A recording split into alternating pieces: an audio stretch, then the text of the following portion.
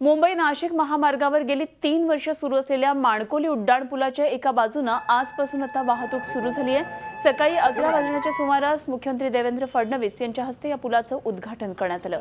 यावेळी ठाणे जिल्ह्याचे पालकमंत्री आणि सार्वजनिक बांधकाम मंत्री एकनाथ शिंदे, खासदार कपिल पाटील यांच्यासह परिसरातले अनेक मान्यवर उपस्थित होते। पूल सुरू झाल्याने ठाणे भिवंडी बायपासवर होणारी कमालीची वाहतूक कोंडी आता कमी होण्यास मदत होणार आहे। या पुलावरून वाहतूक सुरू झाल्याने नाशिककडे जाणाऱ्या हजारो प्रवाशांचा वाहतूक कोंडीमुळे बुडणारा किमान अर्धा तास आता वाचणार आहे। 180 कोटी रुपयांच्या प्रकल्पाविषयी धन्यवाद मदन सर।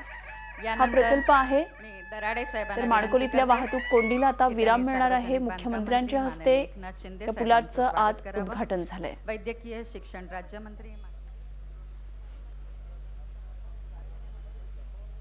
ही आपली भारतीय संस्कृती आणि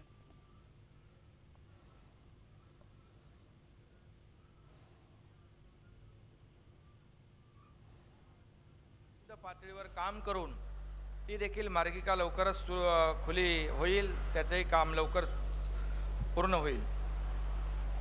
एकंदरीत हा रस्ता अतिशय वाहतूक कोंडीच्या दृष्टिकोनातून महत्त्वाचा आहे।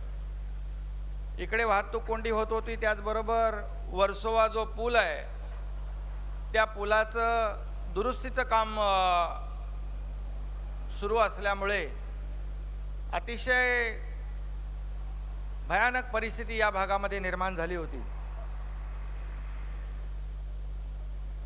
आणि म्हणून आजच्या या उद्घाटनामुळे काही प्रमाणावर या ठिकाणी दिलासा मिळणार आहे। अशा या भयानक वाहतूक कोंडीमध्ये या विभागातील नागरिकांनी, वाहन चालकांनी आणि लोकप्रतिनिधींनी आणि विशेषतः या सर्वांनी संयमाची भूमिका घेतली आणि त्यामध्ये पोलीस खातं आणि विशेष करून वाहतूक पोलीस यांनी जे नियोजन केलं त्या सगळ्यांनाच मनापासून धन्यवाद द्यायला पाहिजे।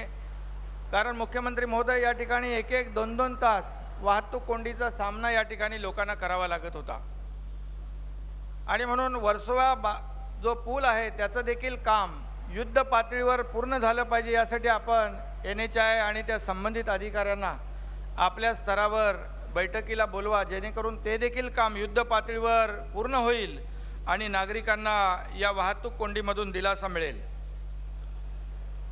आणि या पुलासाठी बराच काळ आपल्याला थांबावं लागलं, किंबहुना या पुलासाठी यापूर्वी देखील या पुलाची आवश्यकता किती आहे, वाहतूक कोंडी दूर करण्यासाठी या पुलाला मंजुरी मिळावी म्हणून MMRDA कडे, त्याचबरोबर राज्य शासनाकडे या विभागातील लोकप्रतिनिधी त्यावेळेस म्हणजे या आमदार रुपेश म्हात्रे असतील, किंबहुना अनेक आमदार असतील, त्याने अनेक आंदोलनं देखील केली। विधान भवनामध्ये अधिवेशन काळात पायऱ्यांवर बसून आंदोलन देखील केलं आणि त्याचबरोबर मंजूर झाल्यानंतर हा पुलाचं काम सुरू झालं आणि मग त्यावेळेस संत गतीने सुरू झालेलं काम यासाठी जिल्हा नियोजन बैठकीमध्ये मग खासदार कपिल पाटील असतील, श्रीकांत शिंदे असतील, या विभागातले सर्व आमदार असतील, यांनी वारंवार नियोजन DPDCच्या बैठकीमध्ये हा मुद्दा उपस्थित केला। झी 24 तास रहा एक पाऊल पुढे।